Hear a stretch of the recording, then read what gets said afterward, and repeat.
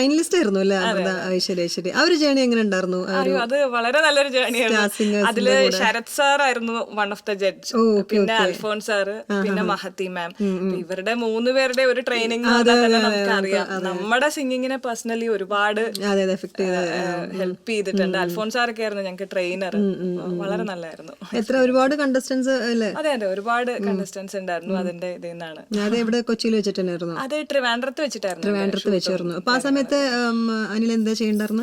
ഞാനപ്പോ വർക്ക് ചെയ്യാൻ തുടങ്ങിയ സമയമായിരുന്നു. അപ്പൊ പിന്നെ വർക്കും ഇതും തമ്മിൽ കാരണം ഇതൊരു 1 ഇയർ കൊറേ ഇതായിരുന്നു. അപ്പൊ അതിന്റെ ഇടയ്ക്ക് എല്ലാം ബ്രേക്ക് എടുത്ത് പിന്നെ തിരിച്ചു പോയി, അങ്ങനെ അങ്ങനെ കംപ്ലീറ്റ് ഓട്ടമായിരുന്നു. പിന്നെ കുറച്ചു കാലം കഴിഞ്ഞപ്പോ മനസ്സിലായി ഇത് രണ്ടും കൂടെ കൊണ്ടുപോകാൻ കുറച്ച് ബുദ്ധിമുട്ടാണ്. ആ സമയത്ത് വേറെ എന്തെങ്കിലും ആൽബം സോങ്സോ അങ്ങനെ എന്തെങ്കിലും ചെയ്യുന്നുണ്ടായിരുന്നു? അങ്ങനെ ഇൻഡിപെൻഡന്റ് മ്യൂസിക് കാര്യങ്ങളൊക്കെ ചെയ്യുന്നുണ്ടായിരുന്നു. പിന്നെ ആദ്യത്തെ സോങ് ഞാൻ പാടിയത് എം ജയചന്ദ്രൻ സാറിന് വേണ്ടിയിട്ടാണ്, സിനിമയിലേക്കുള്ളത്.